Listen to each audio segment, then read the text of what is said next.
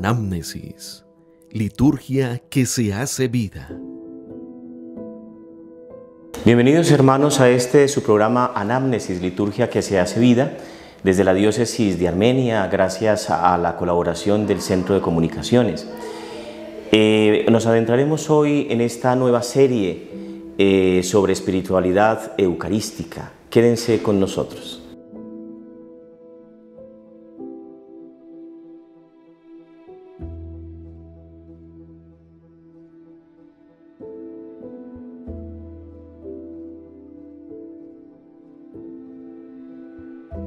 Anamnesis, liturgia que se hace vida. Cuando los padres del Concilio Vaticano II reflexionaron, meditaron sobre la Eucaristía, sobre la Santa Misa, llegaron a la conclusión que esta era el quicio y el fundamento de toda la vida cristiana, por una sencilla razón, porque en la Eucaristía se hace presente el mayor bien espiritual de la Iglesia, que es Jesucristo. La experiencia religiosa de todas las personas que conocemos, de las cuales nos habla el Nuevo Testamento, comenzó precisamente con un encuentro de tú a tú, con una experiencia personal con Jesús. Y esto es lo que nos facilita el sacramento de la Eucaristía. Conviene, para poder comprender la profundidad de este tema, acercarnos, así sea a tientas, sobre tres testimonios. El primero de ellos, el Evangelio, el segundo, el testimonio de San Pablo, y el tercero, el testimonio de la Iglesia primitiva. Nosotros los católicos tenemos una gran diferencia, una diferencia fundamental, irrenunciable, con respecto a muchas comunidades de origen protestante. Para nosotros es fundamental el testimonio de la Sagrada Escritura, de la tradición y del magisterio. Nosotros reconocemos que no hemos nacido hace 20 o 30 años. Nuestra existencia se ancla en la tierra, nuestra existencia se ancla en la historia. Y por eso, para nosotros que queremos seguir siendo católicos, es muy importante mirar hacia los primeros testigos para preguntarles, ustedes cómo vivían, ustedes cómo se sentían, ustedes cómo apreciaban la vida, ustedes qué esperaban de ella. Vamos por esa razón a acercarnos brevemente a un texto que me parece fundamental para comprender el tema eucarístico, y es el capítulo 6 del Evangelio de San Juan. Si tienen ustedes en sus manos la Sagrada Escritura, los invito para que preparen a partir del versículo 48. Lo voy a ir leyendo. Dice el Señor en este discurso del pan de vida: yo soy el pan de vida. Sus antepasados comieron el maná en el desierto, pero murieron. Aquí tienen el pan que baja del cielo, para que lo coman y no mueran. Yo soy el pan vivo que ha bajado del cielo. El que coma de este pan que yo les daré, vivirá para siempre. El pan que yo les daré es mi carne, y lo daré para la vida del mundo. Los judíos discutían entre sí: ¿cómo puede éste darnos a comer su carne? Y Jesús les dijo: en verdad les digo que si no comen la carne del Hijo del Hombre y no beben su sangre, no tienen vida en ustedes. Palabra del Señor. Fíjense, hermanos, cómo estos discípulos, estas personas que estaban escuchando a Jesús, se hacen una pregunta que en el fondo nos la hacemos también nosotros, porque no sabían si Jesús estaba hablando de manera figurada o si estaba hablando de manera real. Si Él nos dice que para poder tener vida eterna tenemos que comérnoslo, tenemos que comer su carne, tenemos que beber su sangre, ¿cómo vamos a hacer? ¿Cómo podemos hacerlo?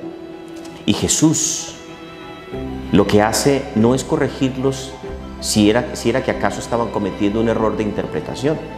Jesús no les dice: no, es que yo les estoy hablando de manera figurada, les estoy hablando en imágenes, o yo les estoy hablando de manera real. Jesús no hace ningún tipo de corrección ni clarificación. Lo que hace Jesús seguidamente es decirles: en verdad les digo que si no comen la carne del Hijo del Hombre y no beben su sangre, no tienen vida eterna. Seguramente muchos de ellos se fueron a sus casas sin comprender qué era lo que el Maestro quería decir con aquello de si no comen mi carne y no beben mi sangre no tendrán vida eterna. Jesús no dice simplemente aquel que crea en mí, aquel que crea en mi palabra, aquel que me siga. Jesús utiliza el verbo comer y en la lengua original del texto emplea el verbo masticar. O sea, no era solo una cuestión, no era solamente una imagen. Esto vendría a comprenderlo ese grupo pequeño, conocido como el grupo de los apóstoles, cuando en la noche de Pascua, mientras estaban celebrando la cena, Jesús, cogiendo el pan y rompiéndolo, lo da a cada uno de ellos y mientras les dice: tomen y coman porque esto es mi cuerpo.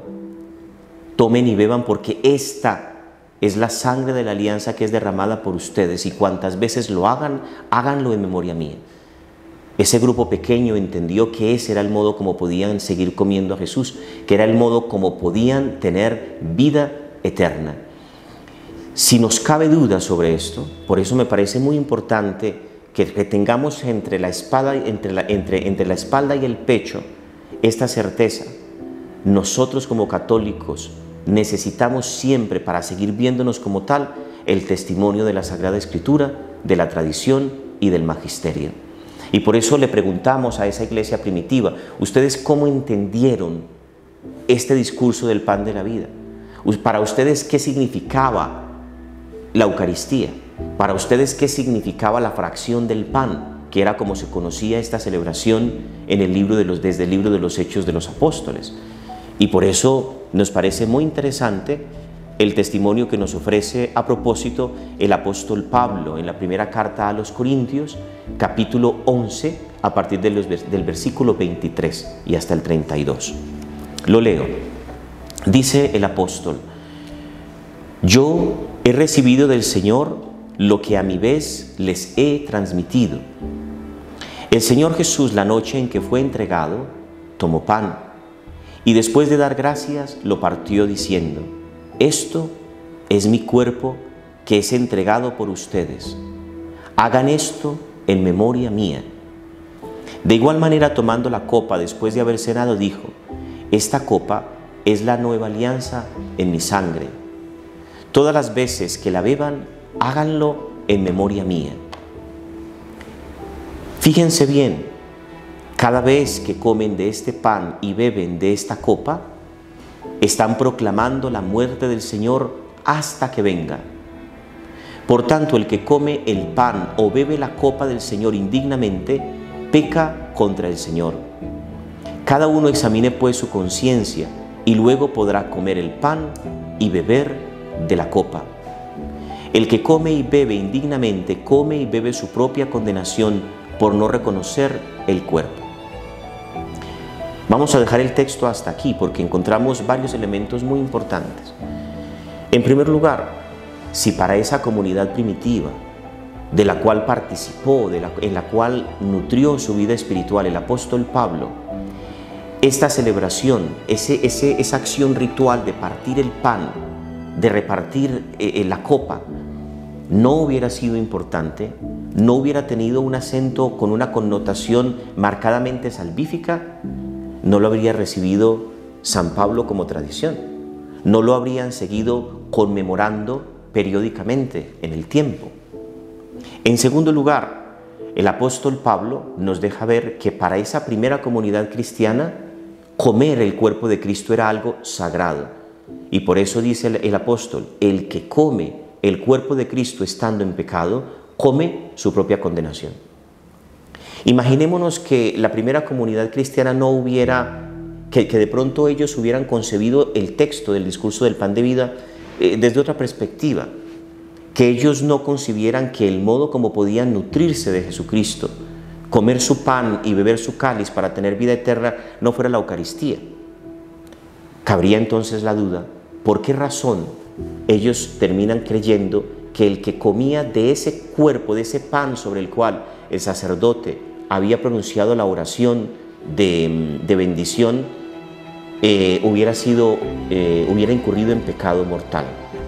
Hubiera incurrido en pecado, porque es lo que dice el texto: el que come el cuerpo de Cristo estando en pecado, indignamente come su propia condenación. Si no fuera para ellos sagrado, ¿por qué sería pecado comer indignamente el cuerpo de Cristo? Pero el apóstol además da un paso adelante y nos deja ver que el asunto de la dignidad, de la comunión digna del cuerpo de Cristo no radica solamente en tener la conciencia limpia, en tener la conciencia tranquila. Va más allá y nos dice que es necesario discernir el cuerpo para comer dignamente al Señor. ¿Qué significa esto?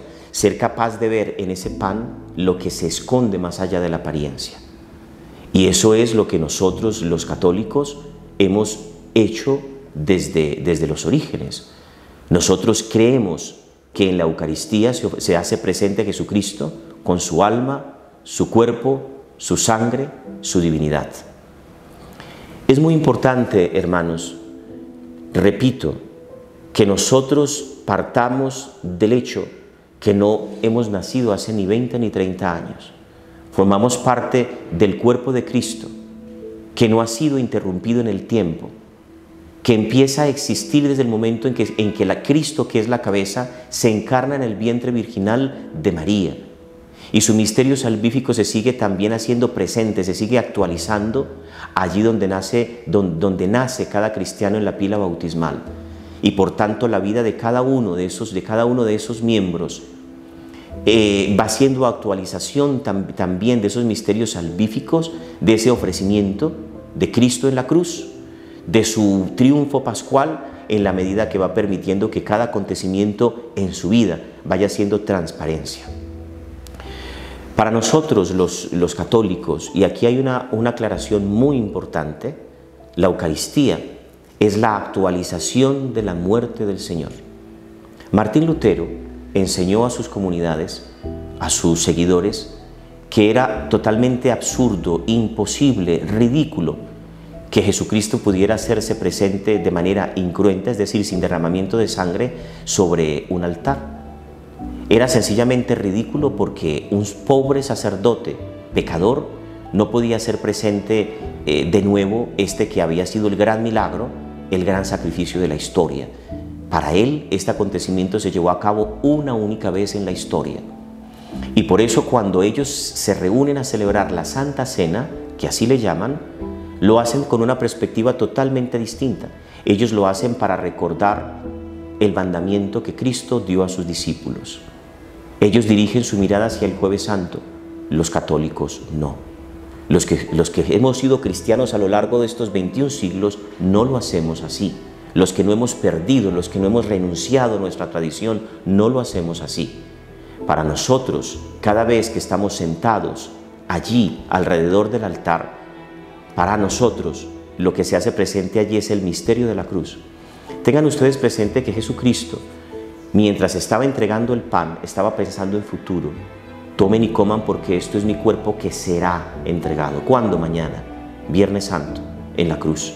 Tomen y beban este cáliz que será, porque esta es mi sangre que será derramada por ustedes y en la cual será firmado el nuevo pacto. ¿Cuándo? Mañana, en la cruz.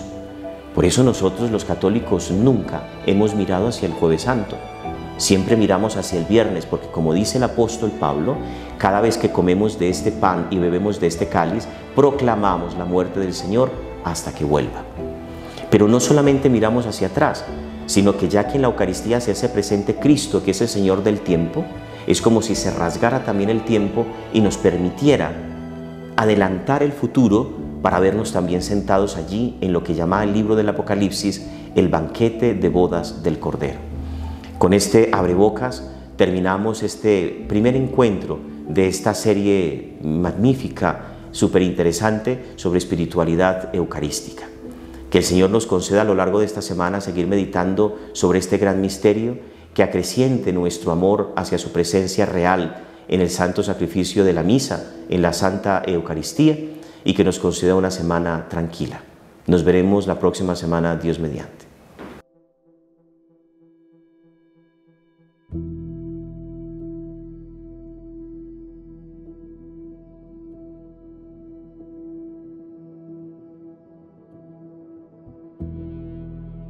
Anamnesis, liturgia que se hace vida.